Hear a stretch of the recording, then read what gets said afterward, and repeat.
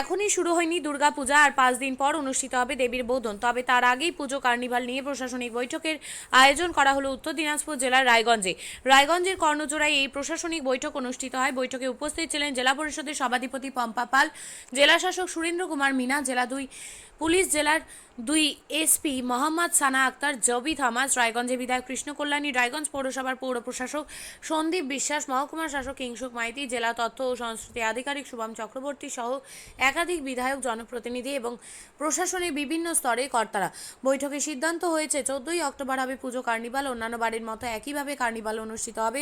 Super মার্কেটের সামনে তৈরি হবে মঞ্চ, দুধার দিয়ে সারি সারি মানুষজন দাঁড়াবেন।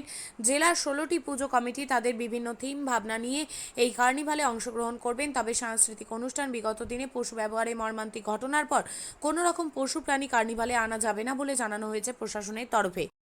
আজকে কি বিষয়ে মিটিং ছিল আপনার?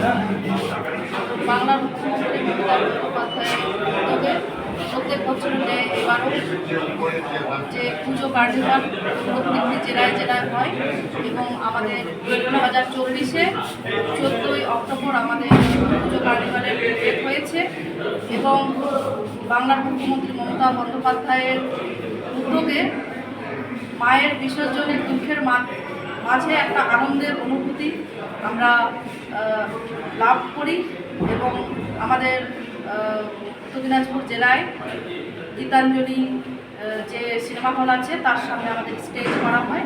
সেখানে আমাদের উত্তর দিনাজপুর জেলায় প্রায় 16টি পুজো কমিটি পার্টিসিপেট করতে পারবে এবং তার বেশিও যদি হয় তাহলে তারা পার্টিসিপেট করতে পারবে। সেখানে বিভিন্ন রকমের তারা থিম থেকে শুরু করে সেখানে বিভিন্ন রকমের সাংস্কৃতিক অনুষ্ঠানের মাধ্যমে আমাদের শান্তিপূর্ণভাবে উত্তর দিনাজপুর জেলায় প্রত্যেক বছর কিন্তু পুজো কার্নিভাল সমাপ্তি করা হয়। এখানে আজকে আমাদের ডিএম সাহেব, আমাদের এসপি সাহেব, ইসলামপুর এবং রায়গঞ্জ বিডি, আমাদের 4টি পৌরসভা রয়েছে, কালিয়াগঞ্জ, ডালখোলা, ইসলামপুর এবং রায়গঞ্জ, সকল পৌরসভার চেয়ারম্যান সাহেবরা উপস্থিত ছিলেন, আমাদের এডিএম সাহেবরা উপস্থিত ছিলেন, আমাদের ডিআইসিও সাহেব উপস্থিত ছিলেন এবং আমাদের এমএলএ সাহেবরা উপস্থিত ছিলেন। সকলের উপস্থিতিতে আজকে আমরা এখানে একটা প্রশাসনিক বৈঠক করলাম যাতে শান্তিপূর্ণভাবেই যাতে এবছর কি কি ডিসিশন নেওয়া হলো আজকে? এখানে ডিসিশন নেওয়া হলো যাতে কোনো রকমের অ্যানিমেল যাতে ওখানে আসতে না পারে। আপনারা সকলেই জানেন এর আগে একটা দুর্ঘটনা হয়েছিল আর গত বছরও কিন্তু দুটো ষাঁড় এসে ঢুকে গেছিলো। আমরা তার জন্য আমাদের রায়গঞ্জের চেয়ারম্যান সাহেবও বলেছেন আমরা সকলকে বাড়ি বাড়ি আমরা একটা অ্যানাউন্স করবো যাতে 4-5 দিন পুজোর যাতে অ্যানিমেলগুলো যাতে না ছাড়ে আর সেরকম যদি কোনো ঘটনা যাতে না ঘটে।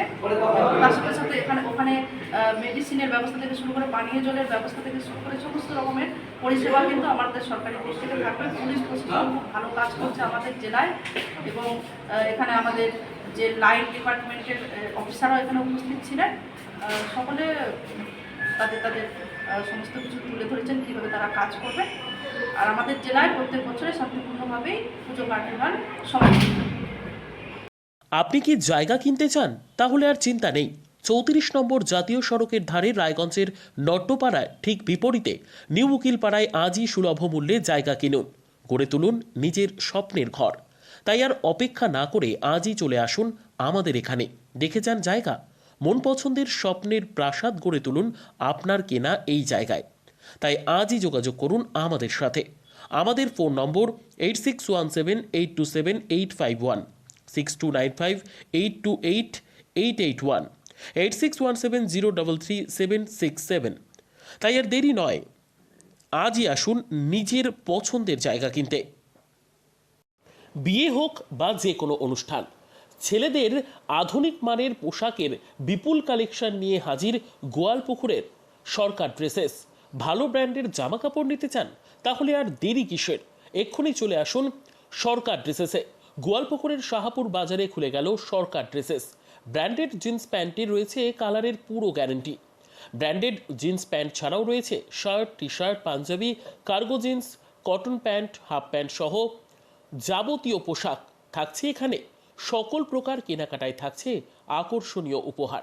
তাই আজই আসুন আমাদের প্রতিষ্ঠানে। আমাদের ঠিকানা সরকার ড্রেসেস, শাহাপুর বাজার, গোয়ালপুকুর, উত্তর দিনাজপুর।